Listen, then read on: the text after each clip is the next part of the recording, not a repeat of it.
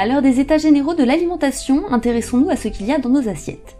Et avant de traiter des aliments, parlons de leur emballage, avec la grande nouveauté en matière d'étiquetage, le logo Nutri-Score. Détaillé dans un article du site Science et Avenir du 31 octobre, Nutri-Score est un système de 5 lettres et couleurs indiquant aux consommateurs la bonne ou mauvaise qualité nutritionnelle des produits alimentaires. Signé récemment par le gouvernement français, il devrait apparaître sur les emballages au cours des 6 prochains mois. Du moins, sur ceux des marques qui s'y sont engagées. Car évidemment, l'initiative n'a pas plu à tous les acteurs de l'industrie agroalimentaire. Sur ce point, le professeur Ekberg, président du programme national Nutrition Santé, déclarait au micro d'Europe 1, toujours le 31 octobre, « Les consommateurs vont pouvoir jouer leur rôle.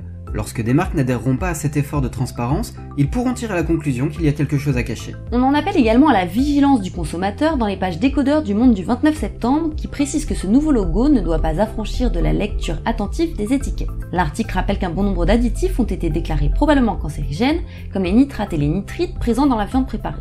À l'appui, le rapport du Centre international de recherche sur le cancer qui compte les viandes transformées parmi les responsables du cancer colorectal, le 3e le plus fréquent en France. Faut-il arrêter de manger de la viande pour sa santé?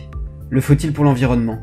Le 15 novembre, l'envoyé spécial de France TV Info à la COP23 rappelait à ses auditeurs que notre consommation de viande et de produits laitiers est aujourd'hui responsable de 18% des émissions de gaz à effet de serre. Selon l'ONG internationale Grain, 3 grands producteurs de viande ont ainsi émis plus de gaz à effet de serre que la France tout entière, et presque autant que les compagnies pétrolières Exxon, BP ou Shell l'an dernier. Sur le même sujet, le Drench.fr propose un argumentaire débattant du pour et du contre de l'arrêt de la consommation carnée.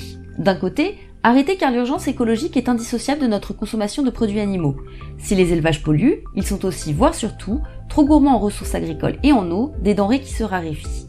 De l'autre côté, continuer à manger de la viande, mais moins et mieux, mieux pour le respect du vivant, moins pour enrayer la déforestation. Car comme le rappelle un article de Reporter du 24 octobre, 50% du déboisement de la forêt amazonienne est dédié à l'agriculture industrielle, elle-même dédiée en grande majorité à la production de nourriture pour le bétail. Changement climatique, déforestation, diminution de l'accès à l'eau potable, ces 3 écueils figurent parmi les principaux dangers qui menacent la Terre et ses habitants, comme l'indique le manifeste qu'il fallait lire ce mois-ci. Signé par 15 364 scientifiques de 184 pays et paru lundi 13 novembre dans la revue Biosciences, la tribune décryptée par le site futurascience.com conclut par cette citation alarmiste « Il sera bientôt trop tard ». De l'assiette à la planète, c'est une petite bouchée pour l'homme, mais tout un plat pour l'humanité.